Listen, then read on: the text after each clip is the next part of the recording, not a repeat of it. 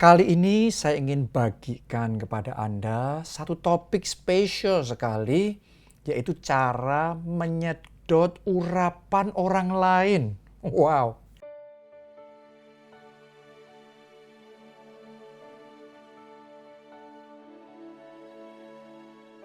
Ini amazing sekali, karena kalau kita ngerti bagaimana menyedot urapan orang lain, itu benar-benar pintu akan terbuka dan tiba-tiba saja kita mengalami yang namanya upgrade. Orang kalau terima impartasi urapan, ya, dia dari nobody bisa jadi somebody. Jadi Anda harus memahami yang namanya the law of impartation atau hukum impartasi.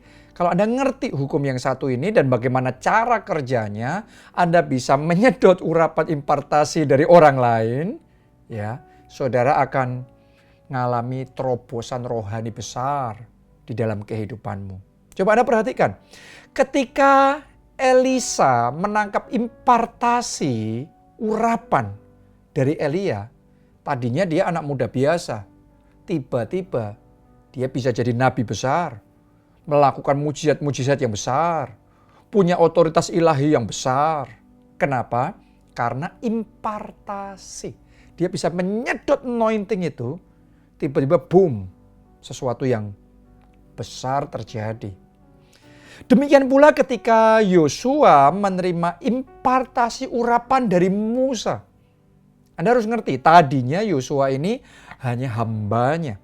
Tapi dia tahu cara beroperasi dalam roh dan dia tahu tapping into Moses anointing. Dan tiba-tiba Yosua disertai dengan kuasa Allah yang besar. Dia bisa bangkit jadi pemimpin yang besar, menggantikan Musa, meneruskan Musa. Bahkan dia bisa melakukan yang di zamannya Musa tidak bisa dilakukan. Yaitu membawa bangsa Israel masuk dan menguasai tanah perjanjian. Di balik itu ada yang namanya hukum impartasi. Jadi yang akan kita pelajari ini penting sekali. Anda harus ngerti bagaimana untuk bisa menangkap impartasi urapan itu.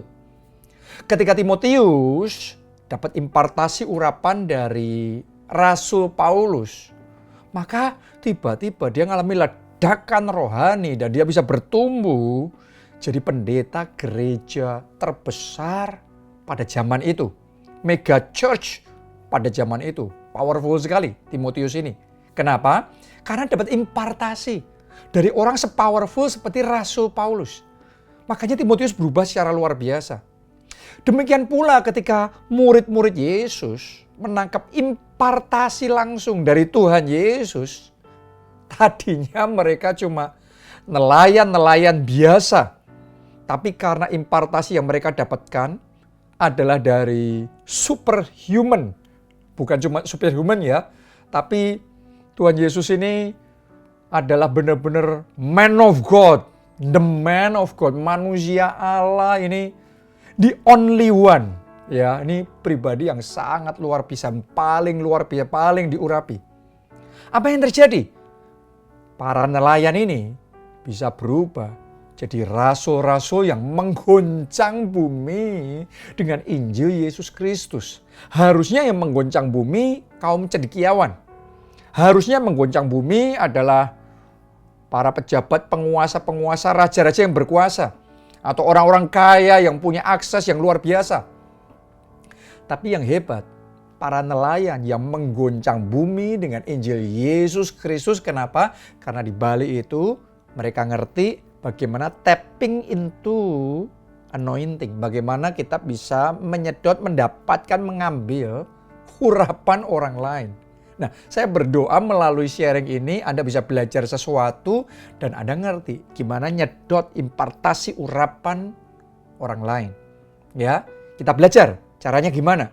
Baca dulu Yohanes 15 ayatnya yang kelima. Tuhan Yesus ngomong begini, "Akulah pokok anggur dan kamulah ranting-rantingnya. Barang siapa tinggal di dalam aku." Perhatikan baik-baik. Ya, dan aku di dalam dia. Ini secretnya. Sekali lagi saya ulangi ya, Anda perhatikan. Barang siapa tinggal di dalam aku dan aku di dalam dia. Artinya apa? Ada koneksi nih. Ada koneksi hati. Ada koneksi roh. Ada koneksi jiwa. Ya, begitu koneksinya di-establish, nyambung, tautan hatinya nyambung, tautan rohnya, tautan jiwanya nyambung. Tuhan Yesus ngomong begini, ia berbuah banyak.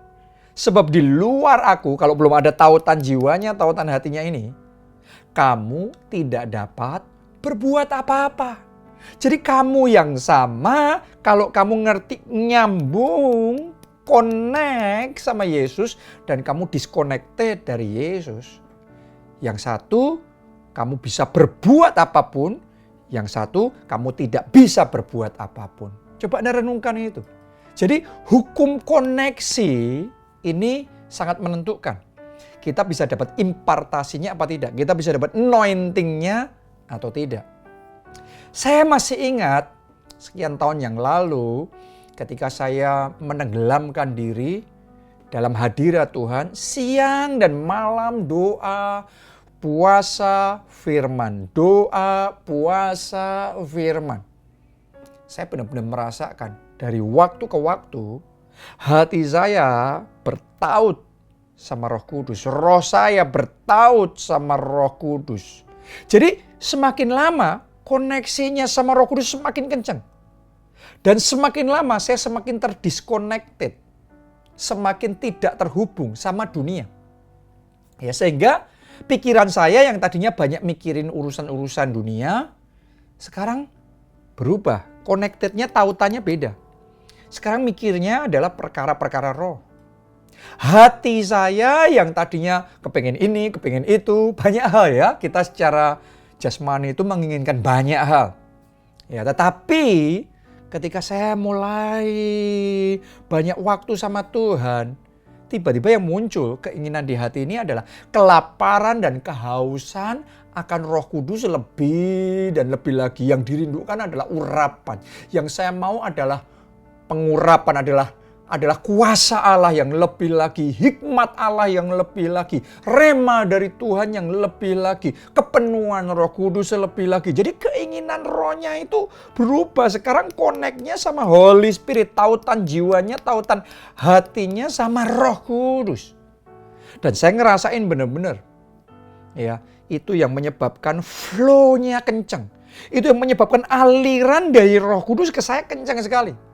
Tiba-tiba saya gampang banget nangkep hikmat. Tiba-tiba gampang sekali dengar suara Roh Kudus.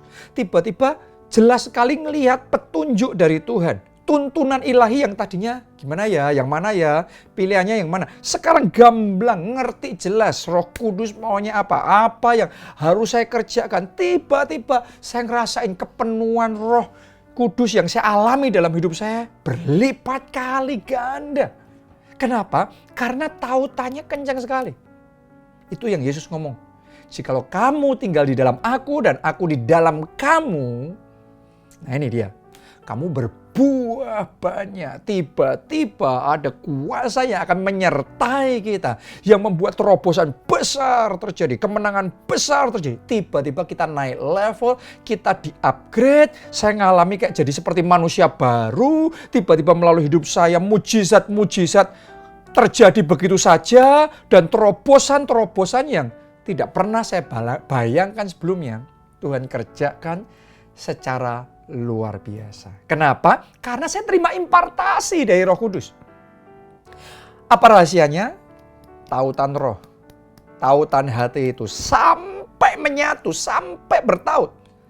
Maka flow-nya kencang. Flow urapan, flow anugerahnya, flow hikmatnya, flow rema dari Tuhan itu kencang sekali. Aliran itu deras sekali. Karena tautannya kuat. Itu sebabnya hari ini saya ajak saudara untuk belajar ngerti dan menyadari hukum impartasi hanya terjadi ketika ada tautan hati yang kuat. Dan saudara harus sadar, di dalam tubuh Kristus ada orang-orang tertentu yang diberikan oleh Tuhan karunia-karunia roh yang sangat spesial. Dan kalau kita tahu how to tap into the anointing, kalau kita tahu bagaimana untuk kita mengakses, menyedot urapan itu, kita bisa dapat. Kita bisa nangkap anointing itu, tiba-tiba kita akan mengalami hal yang sama dia alami. Itu akan terjadi juga. Kemampuan yang sama yang Tuhan kasih sama dia, tiba-tiba kita bisa ngelakuin itu juga. Kenapa? Ada impartasi urapan yang terjadi. Ya, Anda harus ngerti di dalam tubuh Kristus ada orang-orang yang diberi karunia roh untuk beroperasi di dalam divine healing, dalam kesembuhan ilahi. Jadi kalau dia yang berdoa, maka cepat sekali kesembuhan ilahi itu terjadi. Orang lain berdoa mungkin kayak nggak sembuh-sembuh, tapi dia berdoa banyak sekali yang disembuhkan. Oke, ya. Ada juga yang diberi karunia untuk membangun gereja besar. Ini biasanya gembala sidang ya, untuk gembala sidang. Ya, diberi karunia membangun gereja besar. Ada juga hamba Tuhan yang diberi anointing dalam finance, dalam keuangan. Kalau dia mendeklar blessing, wow, dalam pelayanannya mujizat finansial tuh masif sekali terjadi. Ya, Tuhan berkati berlimpah-limpah dengan cara yang gak masuk akal, yang aneh-aneh, yang ajaib-ajaib. Mujizat keuangan itu terjadi. Ya, ada juga orang-orang yang Tuhan berkati ya dengan karunia sehingga bisa punya tanah yang gede-gede, properti yang besar-besar. Itu satu grace. Itu satu anugerah. Itu satu kasih karunia yang luar biasa yang kalau orang lain melihat, wow, kayaknya nggak kepikir, nggak kebayang sampai sebesar itu. Sekelas itu kayaknya mulu-mulu sekali. Tapi karena Tuhan kasih karunia roh kayak gitu, itu terjadi.